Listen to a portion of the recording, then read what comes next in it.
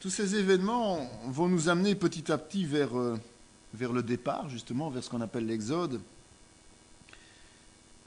C'est vrai que je n'aime pas trop cet exercice-là, mais je crois que c'est important quand même d'avoir une notion de datation, parce que tôt ou tard, vous aurez des gens qui viendront discuter sur les dates, et je crois qu'il faut être très clair avec ça.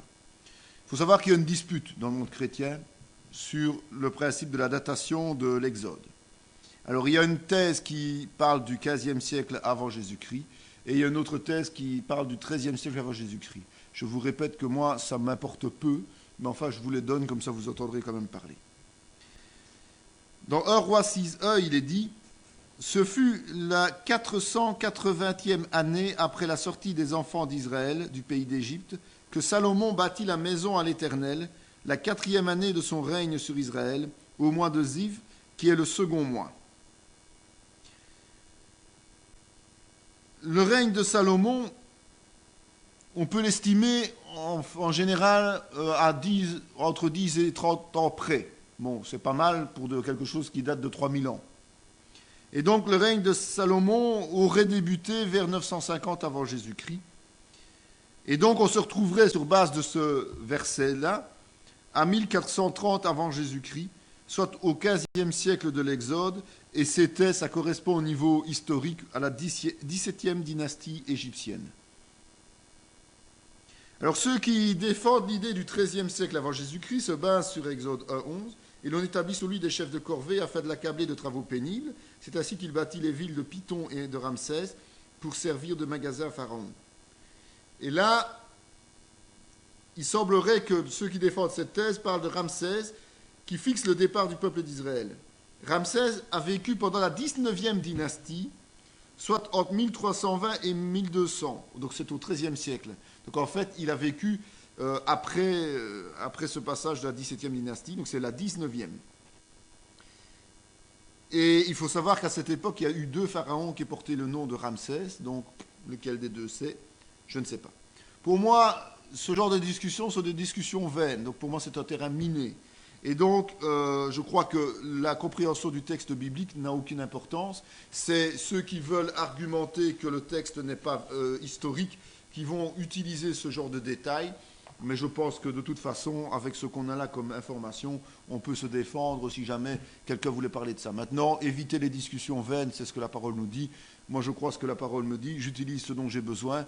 Et les dates, c'est comme ça. On sait que c'est entre le 13e et le 15e, c'est déjà pas mal. De toute façon, le carbone 14 nous donne toujours des informations qui changent d'année en année. Donc, on peut être à 2 siècles près. Avec 3000 ans de retard, on ne peut pas trop se tracasser. Hein. Donc, l'Exode, il y a d'abord une préparation. Il ne faut pas croire qu'un peuple aussi important que celui des Hébreux à ce moment-là puisse du jour au lendemain tout quitter sans avoir un temps de mise en route. Pharaon répondit « Qui est l'Éternel pour que j'obéisse à sa voix en laissant aller Israël? Je ne connais point l'Éternel et je ne laisserai point aller à Israël. » Vous vous souvenez que Pharaon a reconnu du temps de Joseph l'Éternel comme étant un Dieu puissant. Du temps de Daniel, plus tard, ce sera encore le cas. Mais ici, ce Pharaon-ci n'a rien connu des hauts faits de l'Éternel. Quand l'Éternel ne fait pas des hauts faits, les hommes ne croient pas que l'Éternel est tout-puissant. Si un jour, dans cette région, Dieu n'agit pas avec force, jamais les gens ne se soumettront à lui. Il faut que Dieu montre sa puissance pour que les hommes le reconnaissent comme tel, qu'ils se convertissent ou qu'ils ne se convertissent pas, mais qu'ils reconnaissent au moins son existence et sa puissance. Et Pharaon est un homme qui est un homme de pouvoir. Et comme tout homme de pouvoir, il n'aime pas concéder quelque chose. Et donc, comme à ses yeux, il est un roi puissant et un Dieu invincible, eh bien, il ne va pas accepter de laisser partir le peuple tel que demandé par Moïse et Aaron. Et c'est son orgueil, en fait. En général, un homme puissant, un homme qui a du pouvoir, est un homme orgueilleux. Et c'est son orgueil qui va l'amener à se rebeller contre la volonté de Dieu. Mais Moïse le savait, Dieu l'avait déjà prévenu. Vous savez, lorsque vous allez mener un combat pour Jésus-Christ, un combat où il faut aller gagner, inévitablement vous allez rencontrer des pharaons. C'est-à-dire des gens qui sont complètement aveuglés au point de se dresser contre la volonté de Jésus-Christ. Et le fait de se dresser contre la volonté de Jésus va entraîner pour eux des problèmes, des dommages. Ils vont souffrir de cela, ils vont être touchés par cela. Alors, il faut être à l'écoute de Dieu. Il faut être à son écoute parce qu'il va nous en avertir de ces attaques et de ces volontés de nous empêcher d'avancer. Et donc, il faut pouvoir être au courant et demander à Dieu la parade surnaturelle pour éviter justement de tomber dans leur piège et de contrecarrer leurs attaques pour arriver à la réussite. Et Pharaon avait ce cœur endurci au point tel qu'il n'a pas voulu écouter Moïse. Et plutôt que d'écouter Moïse, il a encore décidé d'alourdir de plus en plus les tâches du peuple hébreu. Et le peuple hébreu, vous connaissez ses qualités et ses faiblesses. Heureusement que les chrétiens ne sont pas comme les Hébreux. C'est que, d'un côté, il y a Moïse qui vient pour les sauver. Ils ont prié l'Éternel pour être sauvés. Et puis, à un moment donné, l'Éternel envoie quelqu'un pour les sortir de là. La première réaction de Pharaon, c'est de leur alourdir les tâches. Et alors là, tout de suite, c'est « Eh oh, fallait peut-être que tu restes chez toi, parce que nous, on n'a pas besoin de toi ici. » Heureusement que ça ne se passe pas comme ça dans nos églises. C'est terrible. Vous imaginez que si le Seigneur nous envoyait des gens pour nous libérer et qu'à ce moment-là, la pression de l'ennemi était plus importante et qu'on dise au Seigneur non, tu renvoies un de tes serviteurs, nous, on ne t'a pas demandé ça, tout compte fait. Vous imaginez la catastrophe, il n'y aurait jamais plus personne de converti. Heureusement que ça n'arrive pas dans nos églises. Tant qu'une vision est dans sa phase de préparation, et ici c'est une phase de préparation, tant qu'une vision est dans sa phase de combat spirituel, un temps de préparation est un combat spirituel. Moïse est en train de mener un combat spirituel contre Pharaon, il ne faut pas se voiler la face. Beaucoup de ceux qui sont concernés par l'aboutissement de la vision, par la réussite de la vision, ne comprennent même pas ce qui se passe. Ils ne comprennent même pas le bien fondé de ce que les gens qui sont là en train de travailler pour eux réalisent. Ils sont aveuglés, ils ne savent pas. Ils ne savent pas. Donc le propre du serviteur de Dieu, de celui qui est chargé de sortir les gens de leur situation pour réaliser la vision de Dieu, doivent absolument persévérer, quoi qu'il arrive. Persévérer dans l'obéissance évidemment du Seigneur et dans la réalisation de la vision, malgré toutes les critiques, malgré toutes les contrariétés, malgré toutes les oppositions. C'est pour ça que Dieu appelle des gens à part. C'est pour ça que Dieu fait des petits noyaux, de gens qui vont aller jusqu'au bout des choses en persévérant pour justement arracher ce qui doit être arraché, parce que pendant tout ce temps de préparation, ceux qu'il faut arracher au malin ne comprennent même pas que vous faites ça pour leur bien. Ils ne sont pas capables de le comprendre. Mais ça fait partie des plans de Dieu, ça fait partie de l'organisation que Dieu met en place dans chaque combat spirituel et dans chaque libération de son peuple. Et donc quand il arrache par la grâce de Jésus-Christ des gens des mains de Satan. Ce qu'il faut savoir quand même, c'est que quand Dieu a décidé d'accomplir quelque chose, il l'accomplit. Ça, il n'y a aucun problème à ça. Et donc, ici, si quelqu'un résiste à sa volonté, si quelqu'un se met en travers de sa volonté, eh bien Dieu juge. Dieu seul peut juger. Nous n'avons qu'à remettre les gens entre les mains de Dieu. Mais Dieu juge. Et Dieu exécute ses jugements, ici contre les Égyptiens et contre les idoles des Égyptiens. Il fait une démonstration de force. Et de cette manière-là, en faisant sa démonstration de force, il impose sa volonté. On peut résister à Dieu un temps, même longtemps, mais à un moment donné, on craque devant Dieu. Il est impossible de résister indéfiniment à la volonté de Dieu. Et donc, au travers des 10 plaies, Dieu va juger les Égyptiens. L'Éternel dit à Moïse, « Vois, je te fais Dieu pour Pharaon, et Aaron, ton frère, sera ton prophète. Toi, tu diras tout ce que je t'ordonnerai, et Aaron, ton frère, parlera à Pharaon, pour qu'il laisse aller les enfants d'Israël hors de son pays. Et moi, j'endurcirai le cœur de Pharaon, et je multiplierai mes signes et mes miracles dans le pays d'Égypte. » C'est intéressant encore ce passage-là.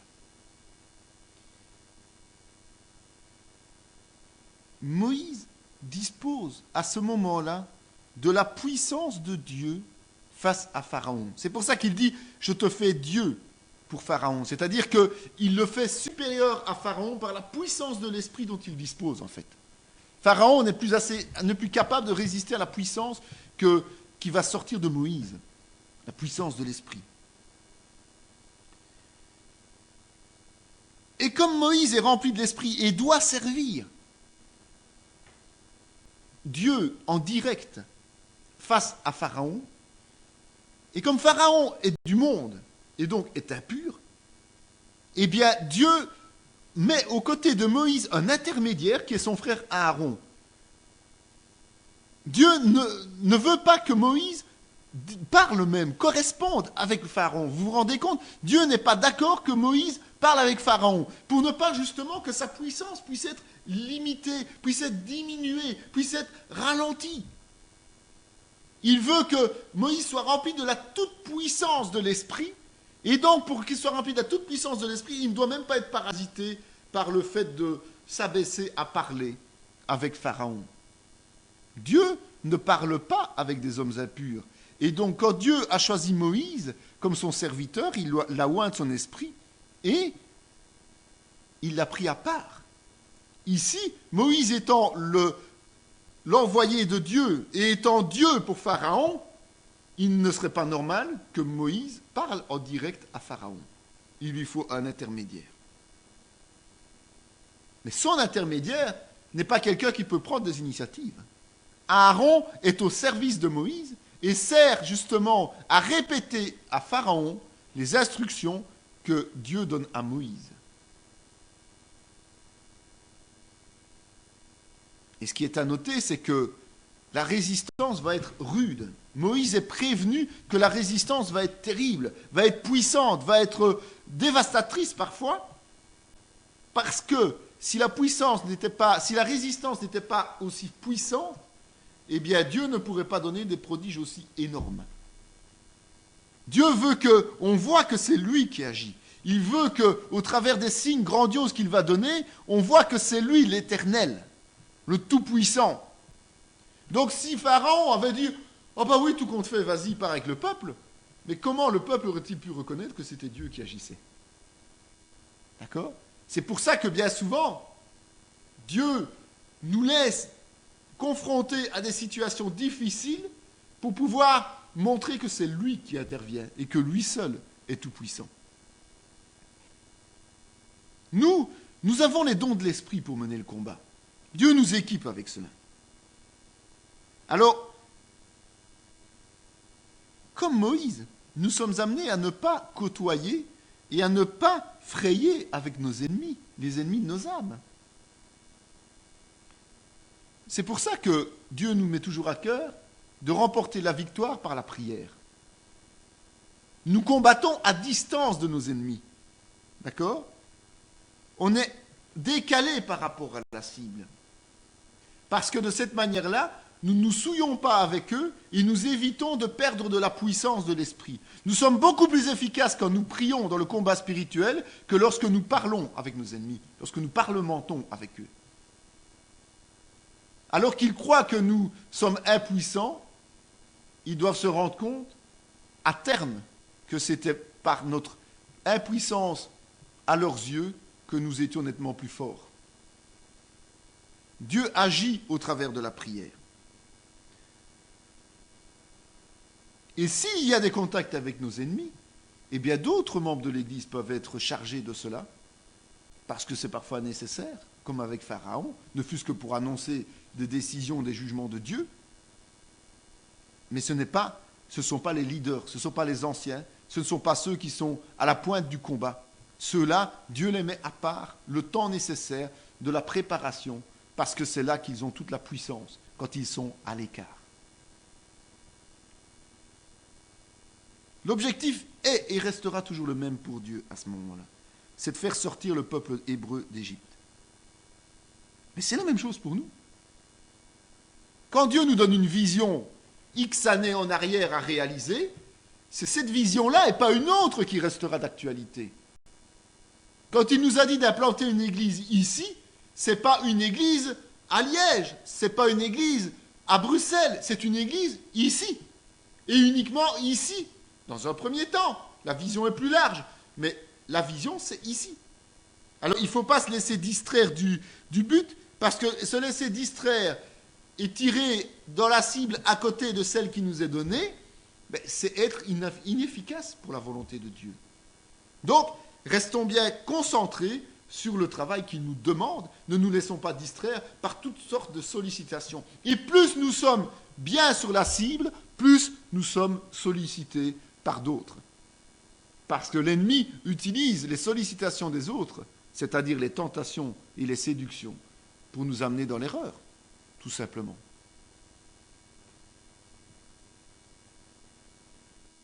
Proverbe 28 dit ceci: « Quand les méchants s'élèvent, chacun se cache, et quand ils périssent, les justes se multiplient. » Ça, nous l'avons déjà vu à plusieurs reprises. C'est un passage que nous avons déjà même reçu en prophétie. Donc, c'est une réalité. Il y a eu 10 plaies sur les Égyptiens. 10 plaies qui se sont succédées. Et Proverbe nous dit que, effectivement, si les méchants dominent, eh bien, ils entraînent leur peuple dans la dérive. Et c'est le cas ici. En fait, Pharaon était le tout-puissant pour son peuple. C'est lui qui décidait de chaque chose.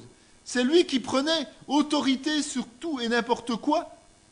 Et son entêtement, son orgueil, a fait en sorte qu'il a traité de manière hautaine le peuple des Hébreux, malgré toutes les mises en garde. Et son peuple allait payer le prix fort de l'entêtement de son chef. Notre comportement a des conséquences sur la vie des autres. Ne l'oublions jamais. Alors c'est clair qu'on ne va pas étudier à fond chaque plaie, mais je vous ai fait un petit tableau sur les 2 pages qui suivent pour justement un peu expliciter comment les choses se sont passées. Et ceci s'est repris entre les chapitres 7 et 12. Et c'est vrai que j'avais vu dernièrement dans une revue scientifique qu'ils avaient déterminé que les plaies d'Égypte pouvaient être... On pouvait prouver qu'il y ait une succession de ces plaies en Égypte à cette époque-là. Et c'est vrai que c'est important à savoir. C'est que même les circonstances naturelles peuvent amener à ce genre de situation. Donc Dieu a suscité ces plaies, et même les hommes peuvent voir que ça a pu se réaliser comme tel. Mais c'est Dieu qui a suscité, et c'est Dieu qui a fait succéder toutes ces plaies les unes après les autres. Et c'est vrai, quand Pharaon a vu que l'eau était changée en sang, à la limite, ça l'a un peu amusé. Il n'avait rien à faire.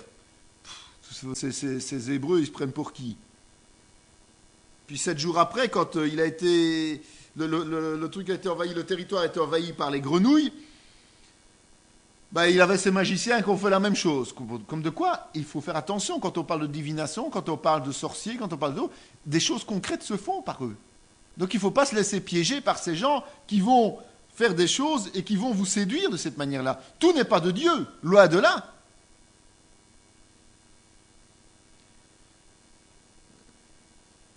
Mais c'est vrai que ce qui était assez amusant, c'est que les grenouilles sont arrivées et les magiciens l'ont fait aussi. Mais après, il y a eu un petit problème. C'est que les magiciens, eux, ils n'ont jamais su faire mourir les grenouilles. Et donc, au lieu d'avoir une plaie, ils ont eu une double plaie, quoi. Et donc, à ce moment-là, il a commencé à paniquer quand même, le patron, là. Et donc, il a promis la liberté si justement, les grenouilles étaient supprimées. Et Dieu a fait mourir les grenouilles, il n'y a pas de problème avec Dieu. Dieu il peut tout faire. Et parce qu'il l'a fait, revirement de Pharaon. Troisième plaie, les poux ou les moustiques, ça dépend un peu des traductions. On peut comprendre que il y a une petite nuance, parce que le vocabulaire hébraïque n'est certainement pas le même que le nôtre, mais enfin c'est un vrai au même. Et là, on voit que les magiciens ont tenté, mais ils ont loupé. Ils n'ont pas su. Mais Pharaon s'entête. Quatrième plaie, des mouches vénineuses. Sauf à l'endroit où les Hébreux se trouvent, dans leur ville. Là, ça commence à devenir un peu gênant, parce que des mouches vénineuses, c'est très dangereux. Donc Pharaon décide de faire confiance à Moïse et à Aaron de nouveau, et il demande à pouvoir sortir dans le désert, pendant 3 jours, si les mouches disparaissent. En fait, ce qu'ils veulent, c'est rassembler le peuple pour justement, dans le désert, les faire sacrifice certainement à l'Éternel et tout, se remettre en règle avec Dieu et pouvoir obtenir la puissance de Dieu. Donc dans leur tête, à mon avis, ils pensent non pas au bout de 3 jours revenir, mais avoir la liberté par l'Éternel.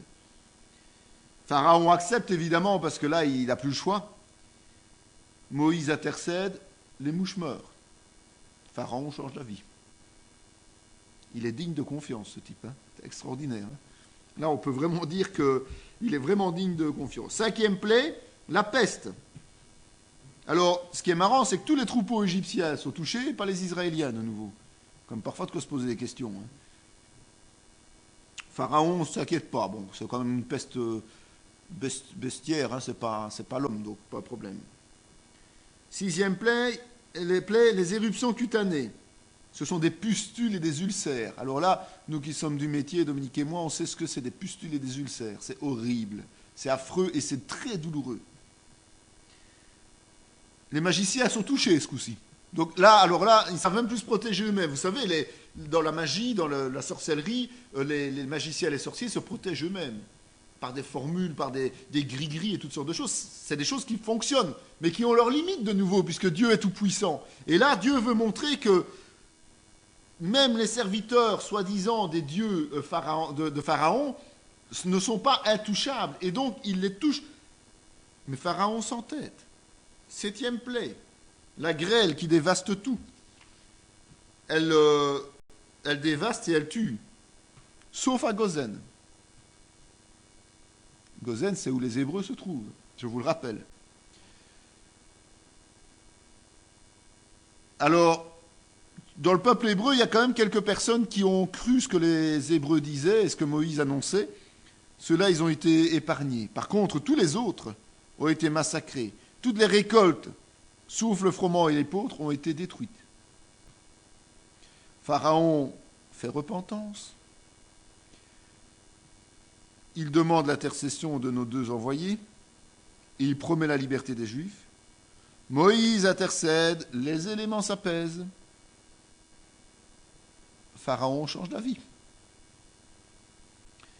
À ce moment-là, on a une intervention des serviteurs de Pharaon. Et il leur rappelle à l'ordre en disant, écoute, là, il y a un problème, ou bien tu as de la boue dans les yeux et tu vois rien, mais enfin, nous, on constate quand même qu'il y a un gros problème. Donc, laisse partir les Hébreux, parce que ils nous annoncent encore une plaie supplémentaire, et là, ça va faire mal. Pharaon les écoute, si l'on peut dire, il fait venir Moïse et Aaron, il bénit leur départ, mais à ce moment-là, fait une marche arrière et dit, oui, mais c'est uniquement les hommes qui peuvent partir, pour aller dans le désert, les fameux 3 jours demandés auparavant, pour aller servir l'Éternel. Résultat, réponse du Seigneur, les sauterelles dévoreuses. Pharaon se repent, Moïse intervient, Dieu intervient. Pharaon trahit. 9e plaie, ce sont les ténèbres épaisses pendant 3 jours, sauf à Gozen. Pharaon autorise la sortie des Hébreux, mais il ne veut pas qu'ils sortent avec leurs troupeaux, parce qu'il sait très bien que s'ils partent avec leurs troupeaux, ils ne reviendront jamais. Moïse refuse, les animaux servent au sacrifice, donc il lui faut les animaux pour sortir. Pharaon interdit le départ et va même jusqu'à menacer Moïse de mort. Et là, on arrive à la 10e plaie, qui est la mort de chaque premier-né d'Égypte, sauf chez les Hébreux de nouveau. Et là, on va développer cette 10e plaie qui est importante, évidemment.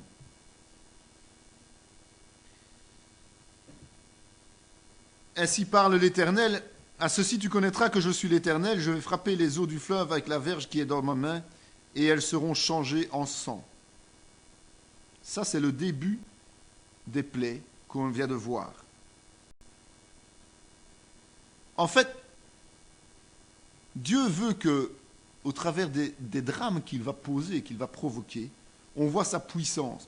Que sa puissance surpasse celle d'un roi humain ou d'un maître spirituel quel qu'il soit.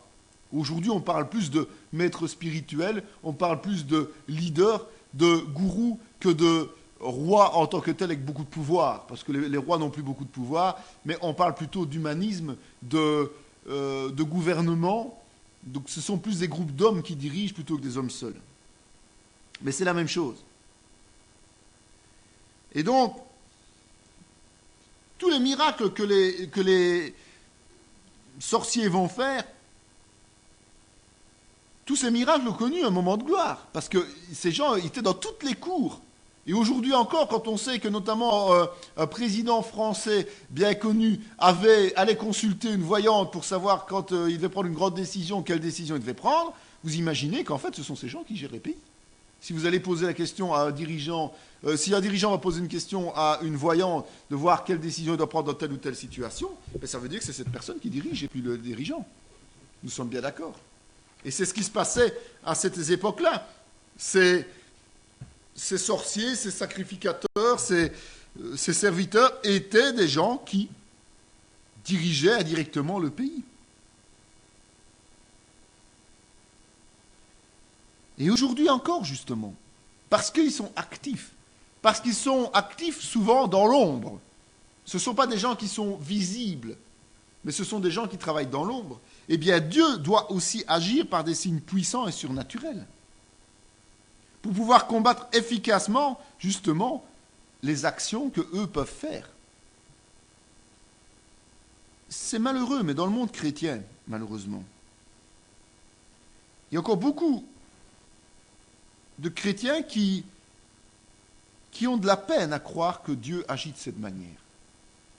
Beaucoup de chrétiens ont de la peine à accepter que Dieu fait des signes et des miracles extraordinaires.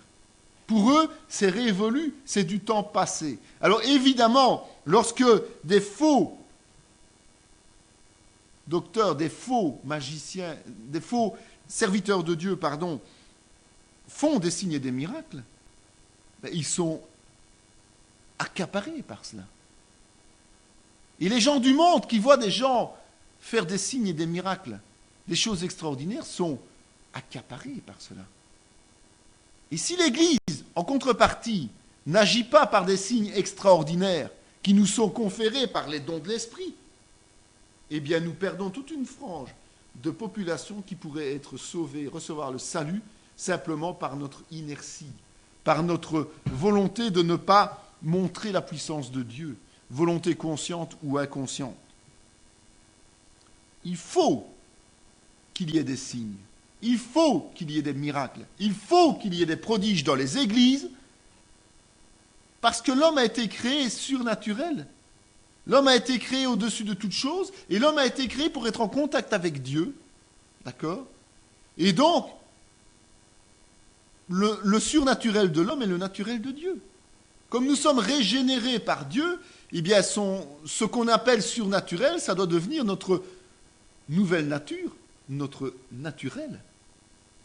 Comment pouvons-nous lutter contre la sorcellerie, contre le spiritisme et tout cela, si nous nous contentons de simplement prier sans agir avec force et puissance par la grâce de l'Esprit?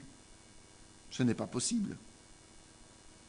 Mais il faut évidemment être sûr que tout cela vient de l'Esprit Saint. J'insiste bien. Et souvent, la barrière est là. C'est qu'on vit dans le péché et on fait des signes extraordinaires. Et on est toujours à la limite de l'erreur. Donc, la première chose à faire, c'est de marcher dans l'obéissance. Et là, nous sommes sûrs que ce qui nous est donné vient de l'Esprit Saint. Donc, nous sommes arrivés en fait à la 10e plaie, et on peut intituler cette 10e plaie justement l'inauguration de la Pâque. L'aboutissement de la 10e plaie a permis d'arriver à l'inauguration de la Pâque.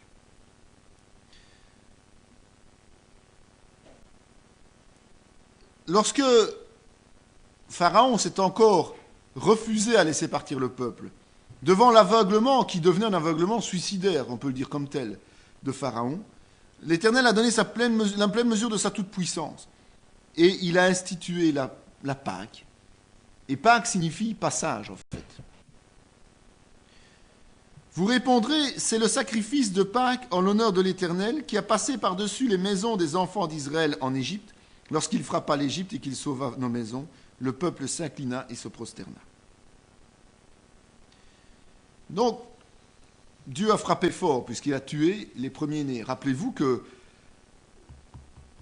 Pharaon avait voulu détruire les Hébreux en tuant justement les garçons. Et Dieu a rendu l'appareil à Pharaon. Donc attention quand nous promettons quelque chose à quelqu'un, que ça ne se retourne contre nous et que nous le vivions nous-mêmes dans nos vies. Donc c'est là qu'on ne doit pas juger, c'est là qu'on ne doit pas prendre position contre les autres, parce que ça pourrait se retourner contre nous comme ça s'est retourné avec Pharaon. Mais il faut souligner des points importants, parce que le passage important ici, c'est le résultat de ça. C'est ce passage de l'esclavage à la liberté, la Pâque. Et il y a 3 choses importantes qu'il faut retenir. Premièrement, la Pâque, c'est le sacrifice de l'agneau. C'est ce qui préfigure le sacrifice de Jésus-Christ, évidemment. Deutéronome 16,2 nous dit « Tu sacrifieras la Pâque à l'Éternel, ton Dieu, tes victimes de menu et de gros bétail, dans le lieu que l'Éternel choisira pour y faire résider son nom. Faites disparaître le vieux levain, afin que vous soyez une pâte nouvelle, puisque vous êtes sans levain, car Christ, notre Pâque, a été immolé. » 1 Corinthiens 5,7.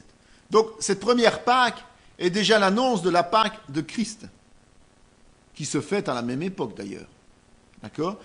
Et nous, nous sommes une pâte nouvelle parce que justement Christ a été sacrifié, a été immolé, et que donc nous sommes considérés sans péché, sans levain, parce que justement Christ a payé à notre place. Deuxièmement, la Pâque, c'est justement l'action de Dieu. C'est l'action de Dieu qui épargne, qui pardonne.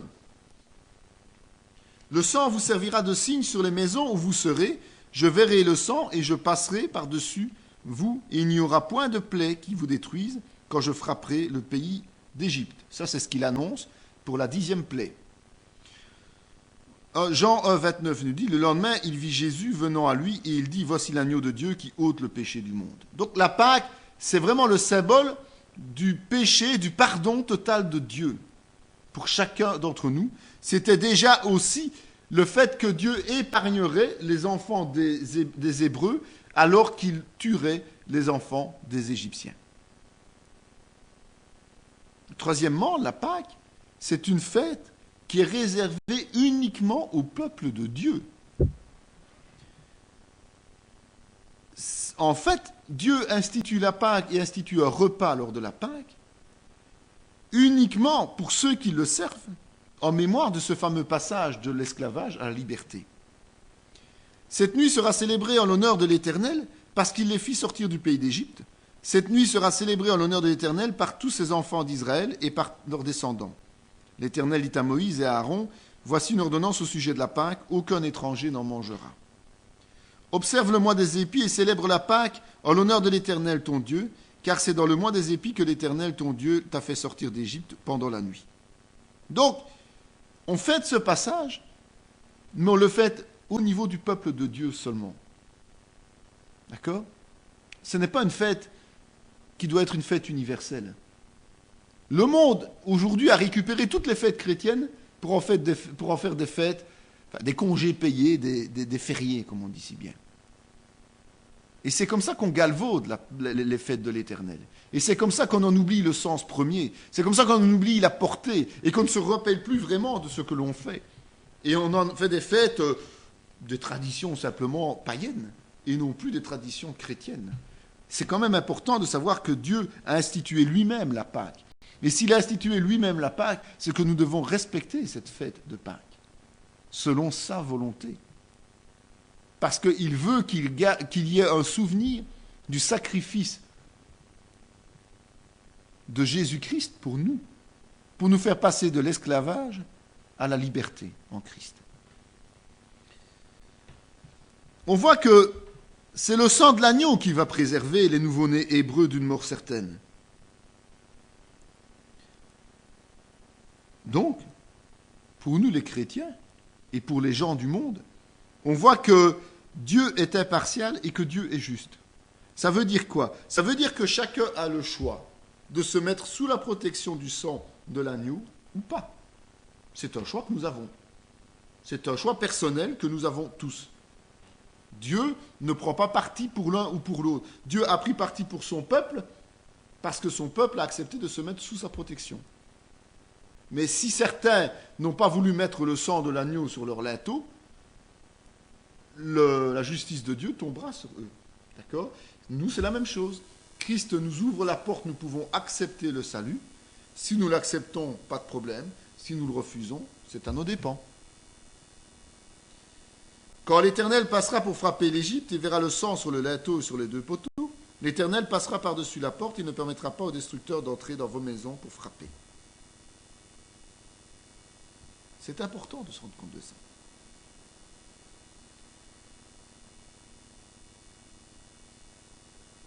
Il instaure la Pâque et il instaure la fête du pain sans levain. Parce que c'est le signe visible de la sortie d'Égypte. Pourquoi? Parce que quand on s'abstient de tout levain, ça veut dire qu'on est sans péché. Et on s'abstient de tout travail, autre que la préparation du repas durant 7 jours. Donc en fait, c'est vraiment une fête marquée et importante.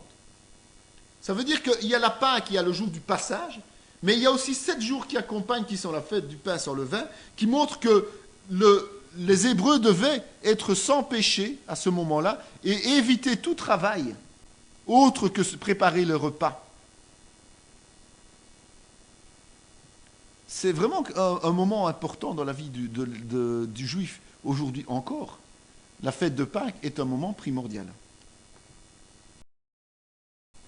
Devant un tel déferlement de jugement et d'exécution de jugement, il est clair que la sortie d'Égypte va se préparer. Les Égyptiens pressaient le peuple et avaient hâte de le renvoyer du pays, car ils disaient « nous périrons tous ». Vous imaginez le revirement de situation.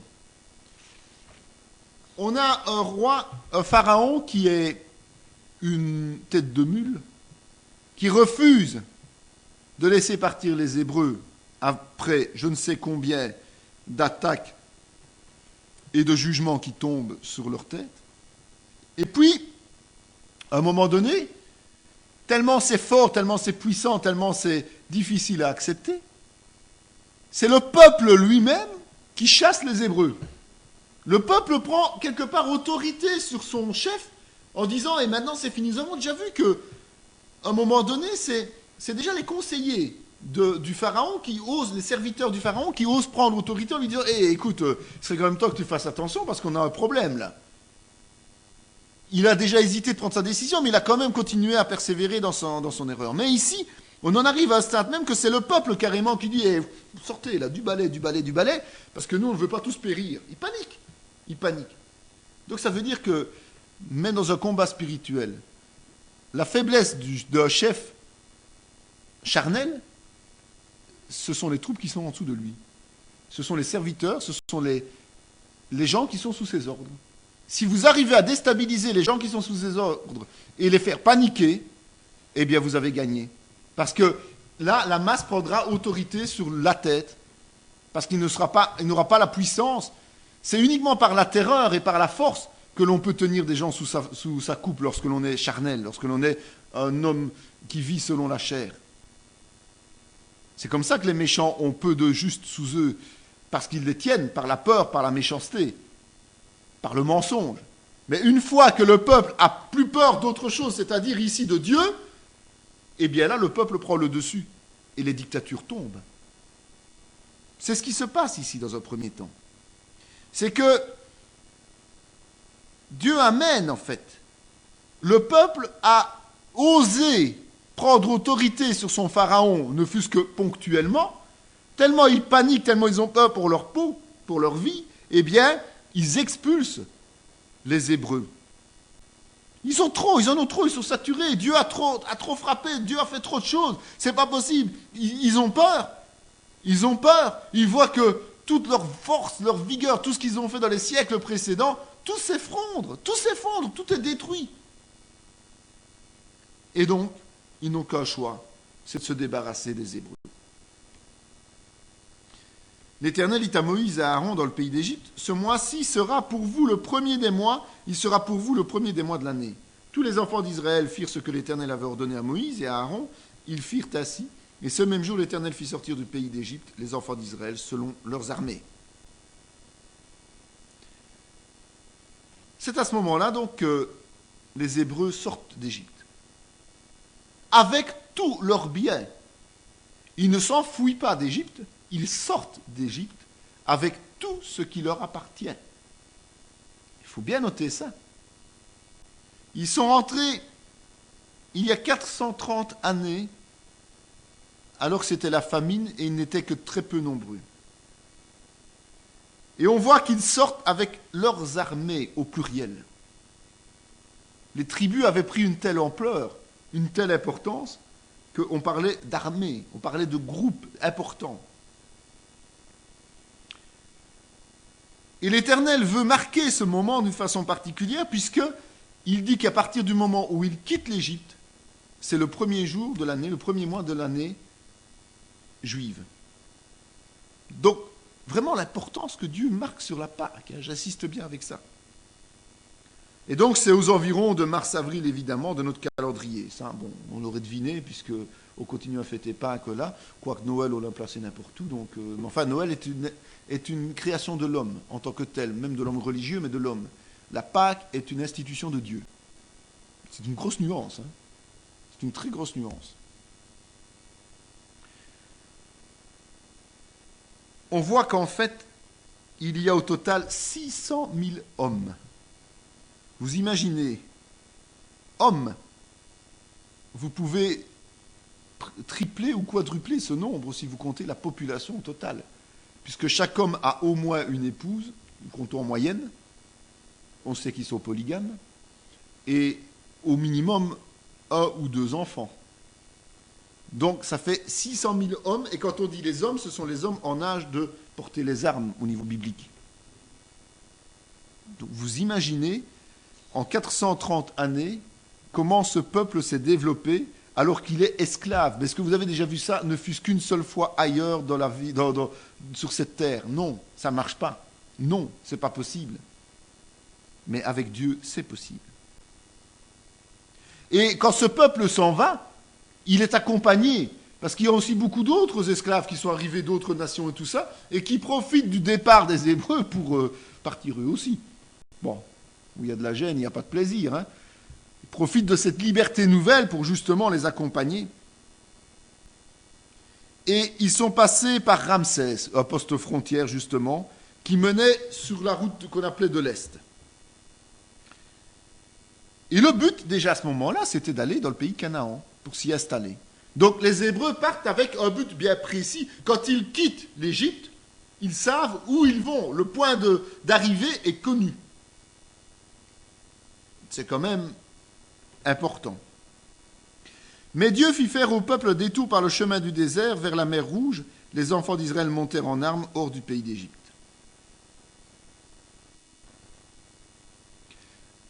Il faut savoir que géographiquement, la meilleure manière de rejoindre Canaan, c'est de passer par le pays des Philistins. Les Philistins, on entendra souvent parler d'eux par la suite. Mais se trouver confronté aux Philistins n'était pas une mince affaire. C'était des gens agressifs, ils ont toujours été agressifs. Ils le seront toujours par la suite, on le verra au travers de l'histoire des juges et des rois. Donc, Dieu connaît trop bien le cœur de son peuple. Il savait que s'il se retrouvait opposé malgré le fait qu'ils étaient en armes, comme le dit la Bible, le fait qu'ils soient opposés trop rapidement à des guerriers, on va dire aguerris, alors qu'eux sont quand même fatigués, disons-le, ils sortent d'esclavage, aurait fait qu'ils se seraient peut-être découragés et auraient fait demi-tour. Ils seraient retournés chez les Égyptiens. Tout compte fait, on n'est pas si mal. On a de quoi manger, on a de quoi boire et on a de quoi travailler. Ouais. C'est vrai qu'il n'y a pas de chômage à ce moment-là, c'est un fait. Mais Dieu ne veut pas ça, évidemment. S'il a décidé qu'il devait quitter pour rejoindre justement Canaan, eh bien, il décide de choisir un autre chemin, qui serait peut-être plus long, mais qui serait moins rébarbatif. Et donc, il les envoie vers le désert et la mer des Joncs. Pour nous, c'est la même chose. Hein. Pour nous, il faut être réaliste. Si Dieu nous envoyait directement au cœur de la bataille, lorsqu'il nous envoie en mission pour lui,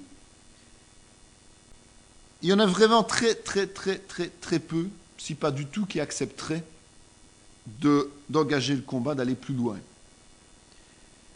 Alors Dieu nous amène progressivement dans la difficulté.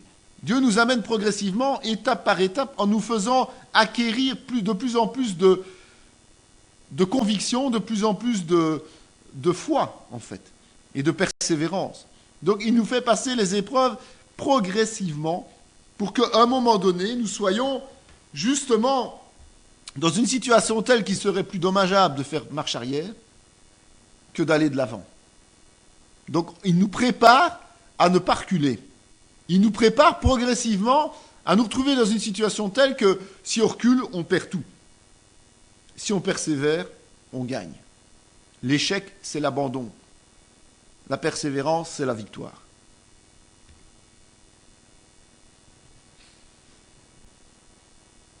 Il y a deux sens qui sont donnés à l'Exode. Sur le plan social, il faut dire que l'Exode, c'est tout un peuple qui est sorti. Et donc, l'Exode, c'est un affranchissement collectif. C'est un peuple qui est affranchi, qui est libre. Ce n'est pas une personne en tant que telle. C'est le peuple entier qui est libre.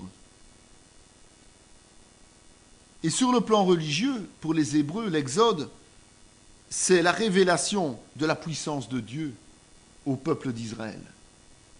Ce peuple ne se souvient plus de la puissance de Dieu. Ce peuple ne se souvient plus de ces histoires qu'on raconte de génération en génération. Ils n'ont pas vu et vécu cette force tant que Dieu n'a pas frappé au travers des 10 plaies, tout simplement. C'était une libération qui n'était pas le résultat d'une action politique, d'une action militaire. C'est Dieu qui a décidé de délivrer son peuple.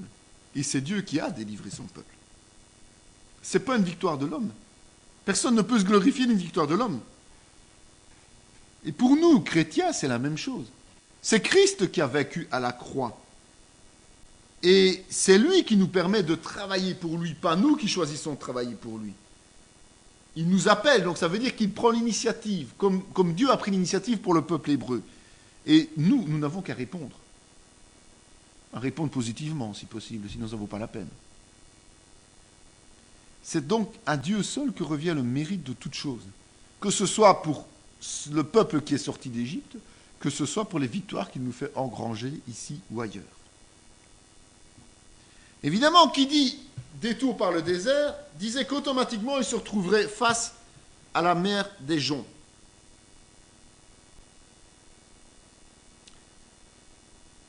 C'est l'Éternel qui dirigeait le peuple. Donc, il n'avait pas besoin de GPS, il n'avait pas besoin de boussole, il n'avait pas besoin de plan.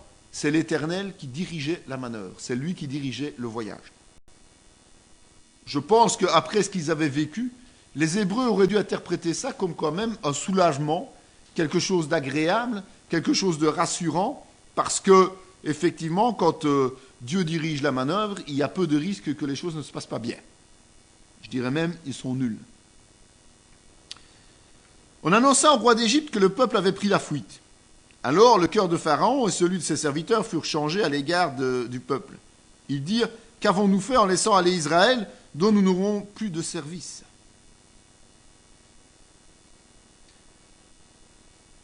Pharaon était dans une situation un peu particulière. Il venait de perdre son fils aîné. Son fils avait été tué par l'Éternel. Il était un peu déboussolé. On a vu que ses serviteurs, avant que tout ça arrive, ont essayé de le persuader de donner raison au peuple hébreu.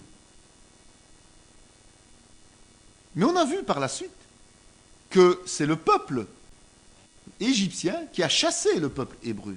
Et puis maintenant, on vient lui dire que les Hébreux ont pris la fuite. Ça veut dire que tout s'est fait sans l'accord de Pharaon. Que tout s'est fait alors que Pharaon était perturbé, était distrait de cette situation par la mort de son fils, et donc ne comprenait pas que les Juifs étaient en train de partir. Vous imaginez, il y a plus de 2 millions de personnes qui sont parties, il n'a rien vu du tout, le mec. Il devait être méchamment aveuglé, là. Hein. Plus de 2 millions de personnes, hein, quasiment, ou un peu moins, mais en tout cas, on n'était pas loin de là. 600 000 hommes en armes. Hein. Donc ça veut dire que ça a quand même dû faire un peu de bruit, à mon avis. Ça a quand même dû faire quelques traces dans le sol. C'est sûrement comme ça qu'il les a pistés, d'ailleurs. Mais bon, c'est quand même important de se rendre compte de ça. Ce n'est pas n'importe quoi, ce n'est pas une petite chose. Et ce qui est marrant, c'est qu'au niveau historique, ils n'arrivent pas à retrouver les traces de ça, de l'Exode. Comme de quoi, quand Dieu agit, il efface aussi tout ce qu'il veut, pour ne pas qu'on en fasse justement des objets d'idolâtrie ou de pèlerinage. On connaît trop bien ces histoires-là. Donc Dieu ne veut pas de ça. Okay. Donc, Pharaon n'était pas suffisamment apte à comprendre que les Hébreux partaient. Il était écrasé par la douleur, certainement, de la perte de son enfant. Et quand on est venu annoncer à Pharaon, on se rend compte que les serviteurs n'étaient pas plus au courant, apparemment, les serviteurs, c'est-à-dire les proches de Pharaon. Et c'est là que ils ont réalisé, ils ont tilté, quoi. Mais qu'est-ce qui se passe? Qu'est-ce qui se passe? Et là, ils se sont dit, aïe, aïe, aïe. On n'aura plus de main-d'œuvre. On n'a plus nos esclaves. On n'a plus tous ceux qui font les corvées. Et là, ça, il y a un problème. Donc, puisque je laisse partir, bon, il avait dit oui, laissez partir, mais il a dit oui dans un état second. Maintenant, je vais à leur poursuite. Je ne peux pas accepter qu'ils partent, je vais les rechercher. Donc, vous imaginez ce qu'il a vécu jusqu'à présent, et il n'est pas encore suffisamment écrasé que pour accepter que Dieu est tout-puissant et que les Hébreux sont sous l'onction, sous la main puissante de Dieu. Il dit à Moïse, n'y avait-il pas des sépulcres en Égypte sans qu'il fût besoin de nous mener mourir au désert? Que nous as-tu fait en nous faisant sortir d'Égypte? On est seulement quelques versets après la sortie d'Égypte. Hein. On est seulement quelques versets après qu'ils aient quitté l'Égypte. Et ils sont déjà en train de dire à Moïse, et pourquoi est-ce que tu nous as fait sortir de là? C'est horrible. Ils ont vu tous les miracles. Ils ont vu tous les jugements. Ils ont vu que Dieu les préservait de tous ces jugements. Et dès qu'il y a le premier petit problème, de toute façon ce n'est quand même qu'une mer devant eux, et qu'ils savent que les Égyptiens arrivent derrière, eh bien tout de suite ils vont vers Moïse en disant « Eh mon gars, là franchement tu as commis une erreur, pourquoi tu nous as fait sortir? On n'a rien demandé nous. On n'a rien demandé nous. Bon on a bien pleuré après l'Éternel, mais bon on n'a rien demandé quoi. C'est vraiment ça. Alors vous imaginez si Dieu les avait fait sortir directement face aux Philistins, qui n'auraient pas hésité à venir les combattre, ben, ils n'auraient jamais accepté de sortir d'Égypte. Ils rentraient tout de suite.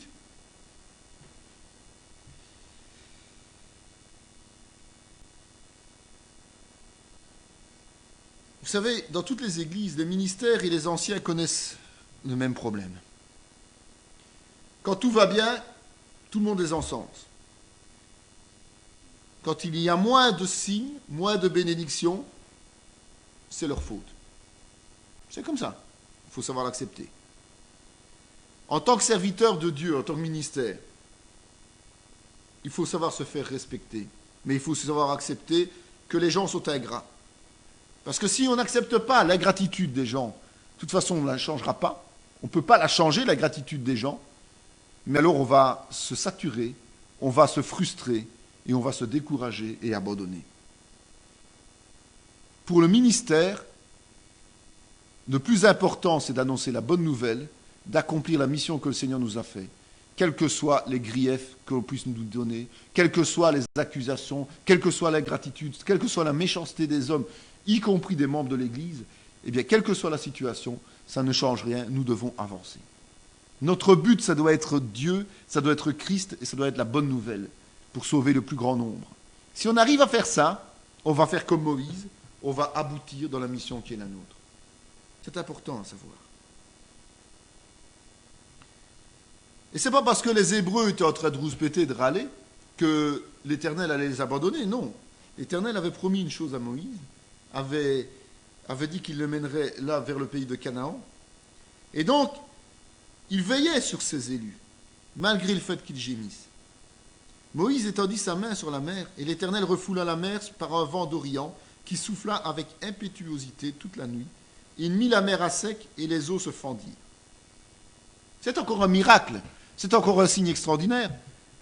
Le peuple a pu traverser à pied avant de voir l'armée égyptienne totalement engloutie. Ça, c'est vraiment le symbole de la délivrance complète. Ils étaient sortis d'Égypte, mais ils n'étaient pas libérés des Égyptiens. D'accord ? Les Égyptiens les poursuivaient. Ici, ils sont totalement libérés.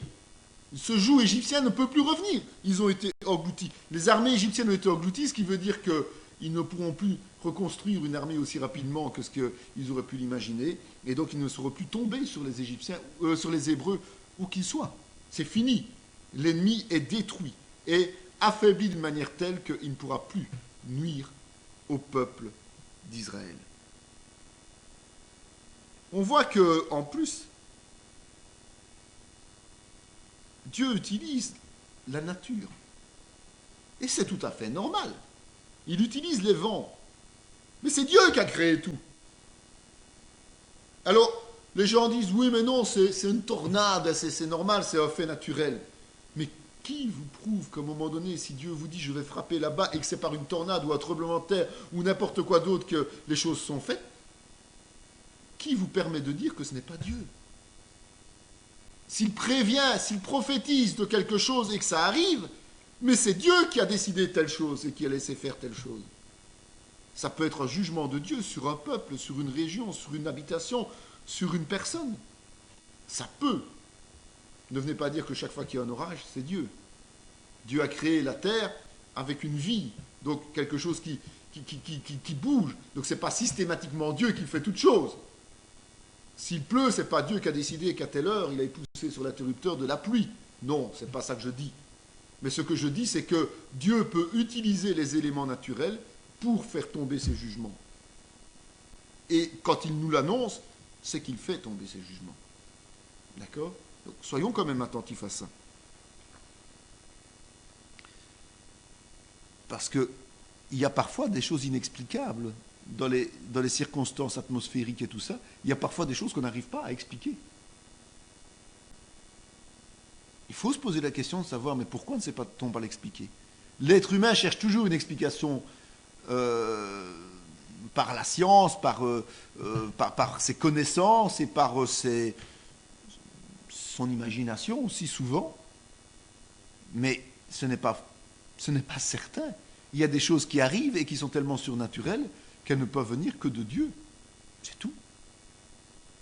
Le chrétien doit l'accepter, ça. Israël vit la main puissante que l'Éternel avait dirigée contre les Égyptiens, et le peuple craignit l'Éternel. Il crut en l'Éternel et en Moïse, son serviteur. Vous voyez le revirement, là. C'est bien. Ils ont vu des tas de miracles. Première difficulté, t'as pas demandé de nous sortir de là. Et puis, Dieu intervient. On croit en toi, Seigneur, on croit en toi, Moïse. Tu es notre leader, c'est toi qui vas nous diriger au travers de tout. C'est merveilleux. Et ça, ce sont les brebis. Ça, c'est le troupeau. Ça, ce sont les gens qui suivent et qui ne veulent pas grandir non plus en maturité. Parce qu'on verra au travers de l'histoire d'Israël qu'il y a des moments où des serviteurs ont été fidèles et ont cru en l'Éternel et d'autres ont lâché. Et ceux qui ont cru, qui étaient de simples membres du peuple hébreu, ceux qui ont cru ont été récompensés par Dieu. Les autres, pas, évidemment. Et c'est à ce moment-là, justement, que le peuple croit. Mais comme je dis si bien, pour combien de temps? Point d'interrogation. Il y a beaucoup de personnes qui viennent dans les églises, surtout évangéliques, pour voir du spectaculaire. Il y a beaucoup de personnes qui courent d'une association à une convention, à une réunion, à un rassemblement, pour participer justement à des tas de choses où il y a de l'extraordinaire. Mais ces choses ne sont pas nécessairement destinées à ces gens-là. C'est peut-être pas dirigé pour eux. C'est peut-être pas pour eux à ce moment-là. Ce sont des gens qui remplacent en fait la spiritualité, la clairvoyance, donc les choses du diable, par des pseudo-prophéties. Ah, il y a des gens qui courent partout pour avoir des prophéties. Il y a des spécialistes de ça. On a déjà vécu ça, mon épouse et moi. Des gens qui disent « Tu n'as pas une parole pour moi ?» Ah non, je n'ai pas de parole pour toi. Non. Désolé. On n'a pas reçu. C'est peut-être pas le bon numéro, mais bon.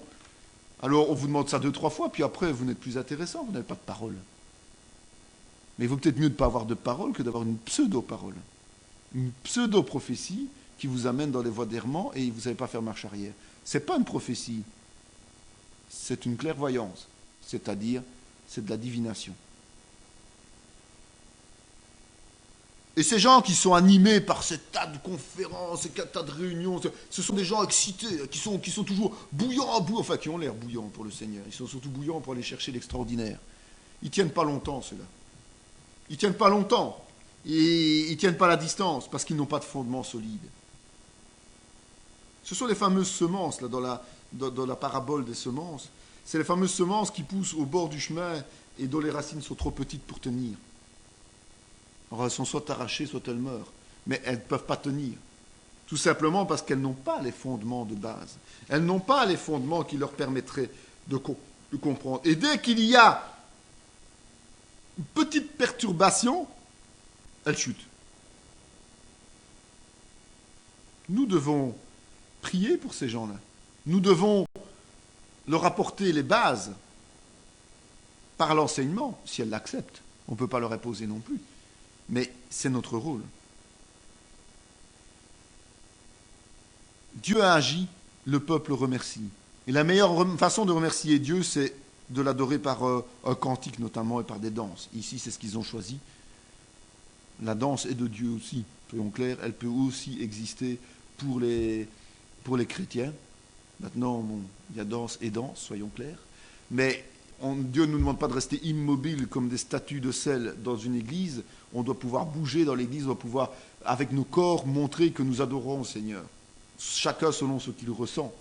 Et c'est ce que le peuple fait ici. C'est qu'ils dansent et qu'ils offrent un cantique. Le cantique, c'est le chant, c'est la louange. La louange, c'est de l'adoration. Quand nous chantons au Seigneur, nous adorons Dieu. C'est pour ça qu'il est important de chanter avec les autres, de chanter ensemble, d'avoir d'un même cœur. Même si on ne chante pas toujours très juste, parce que ce n'est pas toujours évident, mais on doit chanter d'un même cœur. On adore Dieu quand on fait ça. Et donc quand il agit pour nous, on doit savoir le remercier. Et on doit savoir le remercier avant qu'il agisse pour nous aussi. Parce qu'on sait qu'il va agir. Cette vidéo fait partie intégrante de la formation en théologie pratique dispensée par la mission de théologie Emmanuel de Parakou, Bénin, sous l'autorité académique du Centre chrétien Emmanuel SBL, Spa, Belgique. Pour mieux connaître nos activités, voici nos différentes adresses.